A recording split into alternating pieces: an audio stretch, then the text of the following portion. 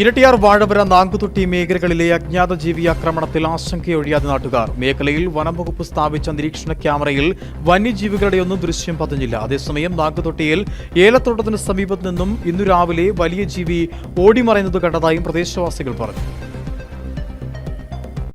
ഇരട്ടിയാർ വാഴവര നാങ്കുതൊട്ടി മേഖലകളിലെ അജ്ഞാതജീവി ആക്രമണത്തിൽ ആശങ്കയൊഴിയാതെ നാട്ടുകാർ. ആടിനെ കൊന്നു ഭക്ഷിച്ച ജീവി എന്തെന്നറിയുവാൻ വനം വകുപ്പ് സ്ഥാപിച്ച ക്യാമറയിൽ വന്യമൃഗങ്ങൾ എത്തുന്നതായി കണ്ടെത്തിയില്ല. അതേസമയം ഇന്ന് രാവിലെ ഇതിന് സമീപത്തെ നാങ്കുതൊട്ടി മഞ്ഞളാങ്കുന്നേൽ മത്തായിയുടെ ഏലത്തോട്ടത്തിന് സമീപത്തു നിന്നും വലിയ ജീവി ഓടിമറയുന്നത് പുല്ലിച്ചെത്താൻ പോയ സമീപവാസി കണ്ടതായും പ്രദേശവാസികൾ പറയുന്നു. ഇതേ തുടർന്ന് വനംവകുപ്പ് ഉദ്യോഗസ്ഥരും നാട്ടുകാരും ചേർന്ന് ഏലത്തോട്ടത്തിലും സമീപത്തെ ചതുപ്പിലും തിരച്ചിൽ നടത്തിയെങ്കിലും വന്യജീവിയുടെ സാന്നിധ്യമോ കാൽപ്പാടോ കണ്ടെത്തുവാൻ കഴിഞ്ഞില്ല. ഇന്ന് രാവിലെ പുല്ല് പറിക്കാനായിട്ട് രണ്ട് ആൾക്കാർ താഴെ ഈ മത്തായി എന്ന ആളുടെ കൃഷിയിടത്തിൽ പോവുകയും അവിടെ താഴെ ഈ ചണ എന്ന ഒരു ഭാഗം ഉണ്ട്. അതിന് ഉള്ളിൽ നിന്ന് ഒരു ജീവി എടുത്തിയാടി പോവുകയും അപ്പോൾ അത് പട്ടിയല്ല, അതുപോലെ തന്നെ പന്നിയല്ല, ഒരു ജീവി പോകുന്നതായിട്ടാണ് കാണാൻ സാധിച്ചത്. അപ്പോൾ അവിടെ എല്ലാവരും ജനങ്ങളെല്ലാം ആശങ്കയിലാണ്. പണിക്കാരെല്ലാം പറമ്പ് വഴി പണിയുന്നതാണ്, അവർക്കും ജീവിയാണ്.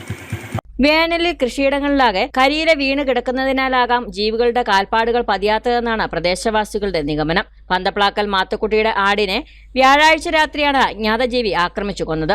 സമീപവാസിയായ ഇട്ടിമൂട്ടിൽ രാജുവിന്റെ 3 ആടുകളെയും കൊന്നു ഭക്ഷിച്ച നിലയിൽ കണ്ടെത്തിയിരുന്നു. ആക്രമണം നടത്തിയത് വന്യജീവിയാണോ എന്നത് നാട്ടുകാരെ ആശങ്കയ്ക്കിടയാക്കിയ സാഹചര്യത്തിലാണ് വനംവകുപ്പ് ഇന്നലെ ആട്ടിൻകൂടിന് സമീപം ക്യാമറ സ്ഥാപിച്ചത്.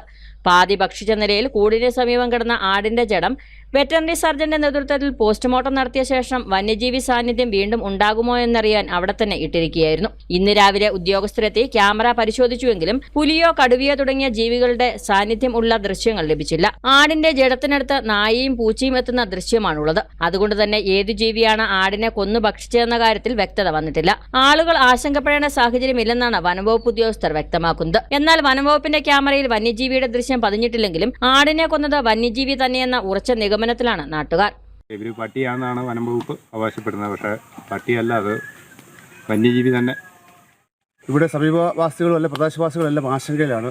എല്ലാ ദിവസവും തന്നെ ഇവിടെ ഈ ഫോറസ്റ്റ് ഡിപ്പാർട്ട്മെൻറ്റിൻ്റെ ഒരു പരിശോധനയോ ഒരു പെട്രോളിങ്ങോ ഒക്കെ ഉണ്ടെങ്കിൽ സമീപവാസികൾക്ക് ഭയാശങ്ക കൂടാതെ ജീവിക്കാൻ സാധിക്കുന്നതാണ്. 2022 ഡിസംബറിൽ വാഴവരയിൽ വളർത്തുമൃഗങ്ങൾക്ക് നേരെ വന്യജീവി ആക്രമണം ഉണ്ടാകുകയും തുടർന്ന് പടുതാക്കുളത്തിൽ കടുവയെ ചത്ത നിലയിൽ കണ്ടെത്തുകയും ചെയ്തിരുന്നു. ഈ ഭീതിയിലാണ് നാട്ടുകാർ ഇപ്പോഴുമുള്ളത്.